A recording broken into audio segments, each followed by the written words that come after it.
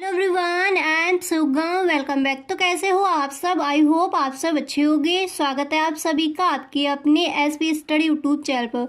तो गाइस, आज हम आपको बताएंगे जो क्लास 12 का जो हिंदी का मॉडल पेपर है, यानी हिंदी का जो मॉडल पेपर है वो हम आज को बताने वाली है कि आप हिंदी के पेपर में 90+ स्कोर किस तरह कर सकते हो और 2023 के बोर्ड एग्जाम में आपसे हिंदी के पेपर में कौन कौन से क्वेश्चन आएंगे, कौन सा जीवन परिचय आएगा, पद्य में और गद्य में, सारी चीज़ें इस वीडियो में हम डिस्कस करने वाले हैं। ठीक है, तो आपको वीडियो पूरा देखना है, वीडियो को बिल्कुल भी स्किप नहीं करना है।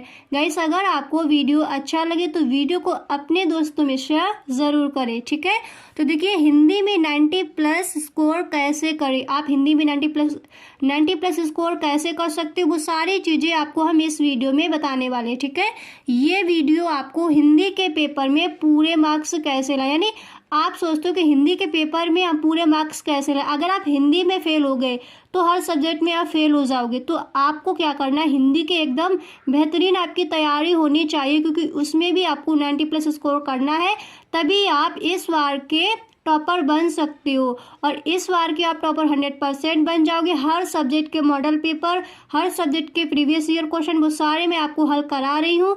तो आपको क्या करना है, प्रत्येक वीडियो देखनी है, अपनी नोटबुक बनानी है और उसमें सारी चीज़ें आपको नोट करनी है। ठीक है, और जब आप अपना बोर्ड एग्जाम का पेपर देने जाओगे तो इन्हीं को आपको रिवाइज करके जाना है। एक दिन में आप अपना पूरा सिलेबस नहीं पढ़ सकते, नहीं तो आप सिर्फ पन्ने ही पलटते रहोगे। ऐसा कई बच्चों के साथ होता है। ठीक है, तो आपको क्या करना है, अभी से अपनी समझदारी दिखानी होगी। तो इस वीडियो में आपको बताया जाएगा कि आप इस बार 90+ कैसे ला सकते हो, और इस बार आपको 90+ स्कोर करना ही है। इस बार आपको टॉप करना है। ठीक है, यूपी बोर्ड में यानी बोर्ड एग्जाम में आप या फिर बिहार बोर्ड से या फिर एमपी बोर्ड से, इससे फर्क नहीं पड़ता, आपको इस बार टॉप करना ही है।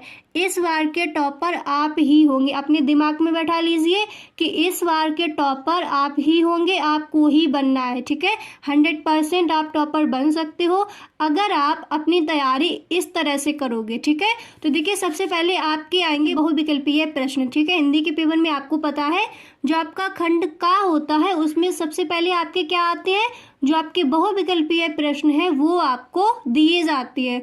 तो जो 2023 के बोर्ड एग्जाम के लिए जो इम्पोर्टेंट आपके जो बहुविकल्पीय प्रश्न है वही मैंने यहाँ पर रखे हैं। ठीक है, तो यहाँ पर देख लीजिए आपके जो महत्वपूर्ण बहुविकल्पीय प्रश्न कौन कौन से हैं। पहला मैंने यहाँ पर रखा है कि ब्राह्मण पत्रिका के संपादक थे। ब्राह्मण पत्रिका के संपादक कौन थे, आपको पता है, प्रताप नारायण मिश्र। ठीक है, ब्राह्मण पत्रिका के संपादक थे। अगर आपसे इस तरह से क्वेश्चन आस्क किया जाए कि ब्राह्मण पत्रिका के प्रथम संपादक कौन थे, तब आप प्रताप नारायण मिश्र का नाम नहीं लोगे। अगर इस तरह से क्वेश्चन आया है कि ब्राह्मण पत्रिका के संपादक कौन थे, तब आप लिखोगे प्रताप नारायण मिश्र। समझ आ गया। इसके बाद देखिए जो आपका नेक्स्ट क्वेश्चन है वो मैंने यहाँ पर लिया है कि संयोजिता स्वयंवर नाटक के लेखक है। आपका प्रश्न क्या दिया गया है, संयोगिता स्वयंवर नाटक के लेखक है, कौन है, श्रीनिवास दास। ओके, जो श्रीनिवास दास है वही संयोगिता स्वयंवर नाटक के लेखक है। समझ आ गया। इसके बाद जो आपका नेक्स्ट है वो मैंने यहाँ पर रखा है कि चार चंद्रलेख की विधा है। तो ये इसकी विधा कौन सी है, उपन्यास है। ठीक है, आपको 4 ऑप्शन दिए जाएंगे, कहानी, नाटक, इस तरह से निबंध, इस तरह से आपको दिए जाएंगे। आपको क्या लिख कर आना है, उपन्यास। समझ आ गया। फिर देखिए इसके बाद जो आपका नेक्स्ट है वो मैंने यहाँ पर लिया है कि भूले बिसरे चेहरे रेखा चित्र के रचयिता हैं। भूले बिसरे चेहरे रेखा चित्र के रचयिता है, तो वो कौन है, कन्हैयालाल मिश्र प्रभाकर। ओके, आपको क्या करना है, पूरा नाम लिखकर आना है। ओके, आप लिखोगे कन्हैयालाल मिश्र प्रभाकर। समझ आ गया। फिर देखिए जो आपका नेक्स्ट क्वेश्चन है वो मैंने यहाँ पर रखा है, पारणकालीन भारत शोध प्रबंध है। पारणकालीन भारत शोध प्रबंध है, तो क्या है, वसुदेव शरण अग्रवाल। ठीक है, वसुदेव शरण अग्रवाल। इसके बाद जो आपका नेक्स्ट क्वेश्चन है वो यहाँ पर दिया गया है कि तार सप्तक का प्रकाशन हुआ। तार सप्तक का प्रकाशन हुआ कब हुआ था, 1943 ईस्वी में किया गया। तार सप्तक का प्रकाशन कब किया गया, 1943 में। समझ आ गया। फिर देखिए इसके बाद जो आपका नेक्स्ट क्वेश्चन मैंने यहाँ पर रखा, ये बहुत ही इंपॉर्टेंट है और ये कई बार पूछा गया, तो आपको क्या करना है, बहुत ध्यान से इसको पढ़ना है। नौका विहार कविता किसकी कृति से अवतरित है? ओके, नौका विहार कविता किसकी कृति से अवतरित है? तो किसकी कृति से अवतरित है? सुमित्रा नंदन पंत। ठीक है, सुमित्रा नंदन पंत की कृति से अवतरित है नौका विहार। समझ आ गया। इसके बाद देखिए जो आपका नेक्स्ट क्वेश्चन है वो मैंने यहाँ पर लिया है कि मैथिली शरण गुप्त की रचना है। पूरा मॉडल पेपर यहाँ पर आपको मिलेगा। समझ आ गया। जो भी आप परिचय आएंगे, कौन सी आपकी व्याख्या आ सकती है, गद्य में कौन सी व्याख्या आएगी, पद्य में कौन सी आएगी, और संस्कृत में किस चैप्टर से आपकी जो व्याख्या है वो आएगी, तो सारा कुछ आपको इसी वीडियो में मिलेगा। तो आपको वीडियो अंत तक देखना है। समझ आ गया। फिर देखिए आपका जो मैंने नेक्स्ट लिया है वो यहाँ पर दिया गया है कि मैथिली शरण गुप्त की रचना है। तो मैथिली शरण गुप्त की रचना कौन सी है? प्रिय प्रवास। ओके, इस पर आपको टिक लगाकर आना है, नहीं यही आपको आंसर में लिखकर आना है। समझ आ गया। फिर देखिए इसके बाद जो आपका नेक्स्ट है वो मैंने यहाँ पर रखा है कि वैदेही वनवास काव्य कृति है। वैदेही वनवास काव्य कृति है किसकी है? अयोध्या सिंह उपाध्याय हरिऔध। आपको देखिए पूरा नाम लिखकर आना है। ठीक है, यानी टीचर को बिल्कुल ये ना लगे कि आप जल्दबाजी में पेपर को हल कर रहे हो। तो जल्दबाजी में आपको पेपर बिल्कुल हल नहीं करना है। आपको हर चीज़ पर अच्छे से ध्यान देना है और हर चीज़ को इस तरह लिखना है जैसे एक टॉपर स्टूडेंट से लिखता है। ओके, क्योंकि इस बार के टॉपर आप ही होंगे। ओके, इस तरह से अपनी तैयारी कीजिए। तो इसका क्या हो जाएगा? अयोध्या सिंह उपाध्याय हरिऔध। समझ आ गया। फिर देखिए नेक्स्ट मैंने यहाँ पर लिया है कि लहर के रचनाकार हैं। लहर के रचनाकार, तो लहर के रचनाकार कौन है? जयशंकर प्रसाद। ओके, लहर के रचनाकार कौन है? जयशंकर प्रसाद। यहाँ तक समझ आ गया। फिर देखिए इसके बाद जो आपका नेक्स्ट प्रश्न है वो आता है कि दिए गए गद्यांश पर आधारित निम्नलिखित प्रश्नों के उत्तर दीजिए। आपको एक गद्यांश दिया जाएगा, एक पैराग्राफ दिया जाएगा, उसमें क्या करना है, उसकी आपको व्याख्या करनी है और नीचे जो आपके प्रश्न दिए जाएंगे उनका आपको आंसर लिखना है उसी पैराग्राफ से ढूंढकर। ठीक है, तो इस बार कौन कौन से चैप्टर से आपकी जो व्याख्या है वो आ सकती है मैंने यहाँ पर लिख दिया है। देखिए अशोक के फूल, अशोक के फूल वाला जो आपका चैप्टर है वो आपको अच्छे से पढ़ना है, उसकी सारी व्याख्या आपको अच्छे से तैयार करनी है। और जो नेक्स्ट चैप्टर आपका है वो मैंने यहाँ पर लिखा है हम और हमारा आदर्श। ओके, इस चैप्टर को भी जितने भी इसकी व्याख्या है उनको आपको अच्छे से याद कर लेना, अच्छे से आपको देखना है कौन कौन से क्वेश्चन आते हैं और कौन सी व्याख्या इस बार दे सकती हैं। ठीक है, तो हम और हमारा आदर्श इस ये वाला पार्ट और अशोक के फूल, इन्हीं से इस बार 2023 के बोर्ड एग्जाम में आपकी व्याख्या आएगी। ओके, अथवा में 2 दी जाएंगी। तो आपको क्या करना है, जो आपको बिल्कुल सही से आती हो, जिसका संदर्भ आप सही से लिख लो, जिसके जो प्रश्न है उनके आंसर आप सही से दे दो, तो वही आपको चीज करनी है। ओके, इसके बाद देखिए क्या होगा, इसके बाद जो आपका नेक्स्ट क्वेश्चन दिया जाता है वो दिया जाएगा कि दिए गए पद्यांश पर आधारित, यहाँ पर देखिए गद्य से व्याख्या ली जाएगी और यहाँ पर आपसे पद्य से दी जाएगी। आपको पता है दिए गए पद्यांश पर आधारित निम्नलिखित प्रश्नों के उत्तर दीजिए। तो आपको देखिए इस बार आपके कौन से लेसन से, आपका कौन सा वो चैप्टर है जिससे इस बार व्याख्या पूछी जाएगी। तो पद्य में जो नौका विहार है वो उसकी व्याख्या आपको तैयार कर लेनी है और जो कैकई का अनुपात है वो तो आपको अच्छे से याद होगा ही। अगर नहीं है तो 1-2 बार आप रिवाइज कर लीजिए। कैकई का अनुपात और नौका विहार, इन दोनों चैप्टर को, इनकी व्याख्या आपको बहुत अच्छे से आनी चाहिए 2023 के बोर्ड एग्जाम के लिए। ये दोनों जो चैप्टर है वो बहुत ही इंपॉर्टेंट है। ठीक है, पद्य में और गद्य में आपको अशोक के फूल और हम और हमारा आदर्श, वो दोनों तैयार कर लेनी है। ठीक है, फिर देखिए जो आपका नेक्स्ट प्रश्न आता है वो आएगा कि निम्नलिखित में से किसी एक लेखक का साहित्यिक परिचय देते हुए उनकी रचनाओं का उल्लेख कीजिए। इस तरह से आपसे प्रश्न आएगा। तो देखिए 2023 के बोर्ड एग्जाम के लिए जो आपके इम्पोर्टेंट जो आपके जीवन परिचय है वो हम आपको बताएंगे। एक तो आपको याद कर लेना है वसुदेव शरण अग्रवाल का, दूसरा आपको याद कर लेना है आचार्य हजारी प्रसाद द्विवेदी का, और तीसरा आपको याद कर लेना है हरिशंकर परसाई का। समझ आ गया, ये 3 आपको याद कर लेने हैं। तो इन तीनों में से आपका 100% एक फंस जाएगा इस बार। ओके, तो आपको ये 3 जो गद्य में है वो आपको याद कर लेने हैं। फिर आपके देखिए पद्य में आएंगे जीवन परिचय, फिर आपसे इस तरह प्रश्न पूछा जाएगा कि निम्नलिखित में से किसी एक कवि का, ओके, निम्नलिखित में से किसी एक कवि का साहित्यिक परिचय देते हुए उनकी प्रमुख कृतियों पर प्रकाश डालिए। इस तरह से आपसे क्वेश्चन आस्क किया जाएगा। तो 2023 के बोर्ड एग्जाम के लिए जो इम्पोर्टेंट जो आपके जीवन परिचय है वही मैंने यहाँ पर रखे हैं। तो देखिए, एक तो आपको याद कर लेना है रामधारी सिंह दिनकर का, समझ आ गया। फिर इसके बाद आपको याद कर लेना है महादेवी वर्मा का। महादेवी वर्मा का जीवन परिचय बहुत ही ईजी है, आपको भी पता है। और फिर नेक्स्ट जो वो आपको याद कर लेना मैथिली शरण गुप्त का। इन तीनों में से एक का 100% इस बार फंस जाएगा, ठीक है। और आप जयशंकर प्रसाद का भी देख लेना, वो भी आ सकता है इस बार, ओके। फिर देखिए, आपसे जो नेक्स्ट क्वेश्चन है वो वहाँ पर आपसे आस्क किया जाएगा कि बहादुर अथवा लाठी कहानी के उद्देश्य पर प्रकाश डालिए। तो आपको क्या करना है, या तो आपको बहादुर वाली जो आपकी कहानी है वो आपको याद कर लेनी है, या फिर जो लाठी कहानी आपकी दी, यानी एक आपको कहानी याद कर लेनी है, ठीक है। अथवा में पूछी जाएगी, आपको लिख देनी है। एक कहानी आपको बहुत अच्छे से तैयार कर लेनी है। देखिए, 2-3 बार आप पढ़ लीजिए और फिर उसके बाद एक बार आप रफ कॉपी पर लिख के देख लीजिए, बहुत अच्छे से आपकी क्लियर हो जाएगी, ठीक है। आपको ऐसा ही करना है, एक बार 2-3 बार आप पढ़ोगे और उसके बाद आपको लिख कर एक बार देख लेना है। अगर आप लिख कर नहीं देखोगे तो आप कई लाने वहाँ पर मिस कर जाओगे, ठीक है। तो आपको क्या करना है, एक बार लिख कर देख लेना है, क्योंकि इस बार आप क्या करोगे, आपको 90+ स्कोर करना ही है हिंदी में, ठीक है। यानी हर सब्जेक्ट में आपको करना है।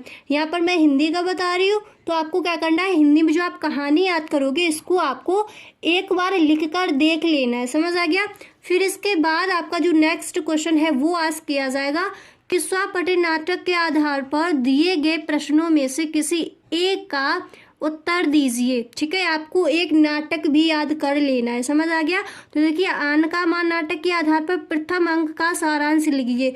तो आपको क्या करना है, जो आन का मान नाटक है वो आपको याद कर लेना है और आपको इस तरह से आपसे प्रश्न दिया जाएगा, इस तरह से आपसे प्रश्न यहाँ पर पूछा जाएगा, फिर ये प्रश्न दिया जाएगा, फिर इसका आपको आंसर लिख देना है, समझ आ गया। आपको आन का मान जो नाटक है एक बार याद करना है, फिर आपको लिख कर देख लेना है। ऐसा नहीं आपने याद कर लिया और आप बोर्ड परीक्षा में बैठ गए जाकर, ऐसा आपको बिल्कुल भी नहीं करना है, आपके मार्क्स कट जाएंगे ऐसे, ठीक है। आपको ऐसा काम बिल्कुल भी नहीं करना जहां आपके मार्क्स कटे।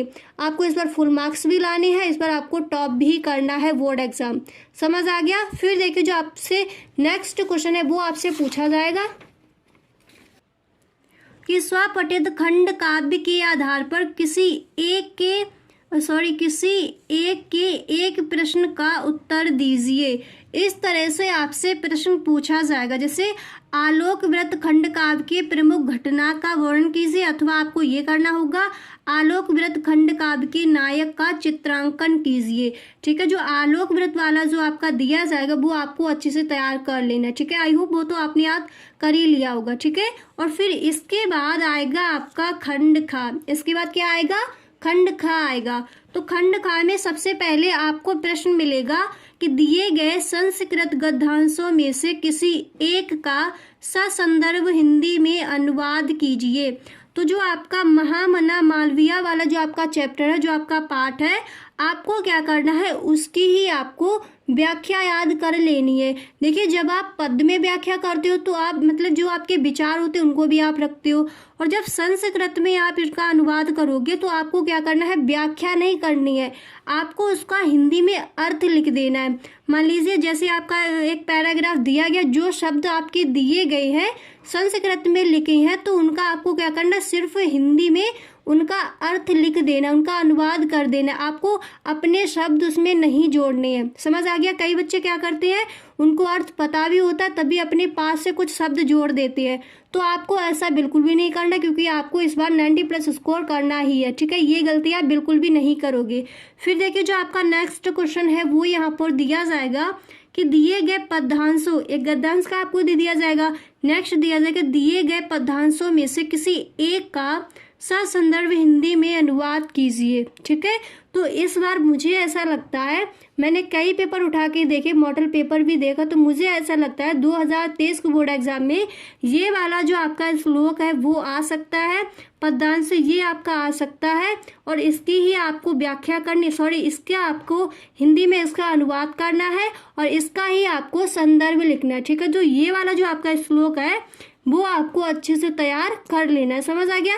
फिर देखिए आपका जो नेक्स्ट क्वेश्चन है वो यहाँ पर आस्क किया जाएगा कि हास्य अथवा शांत रस की परिभाषा स्थायी भाव के 700 उदाहरण लिखिए, यानी उदाहरण के सहित आपको लिखने, या तो आप हास्य की लिख दीजिए जो आपका हास्य रस है, अथवा में आपसे पूछा जाएगा या फिर शांत रस की लिख दीजिए। तो आपको क्या करना है, इन दोनों की परिभाषा आपको अच्छे से याद कर लेनी है उदाहरण सहित।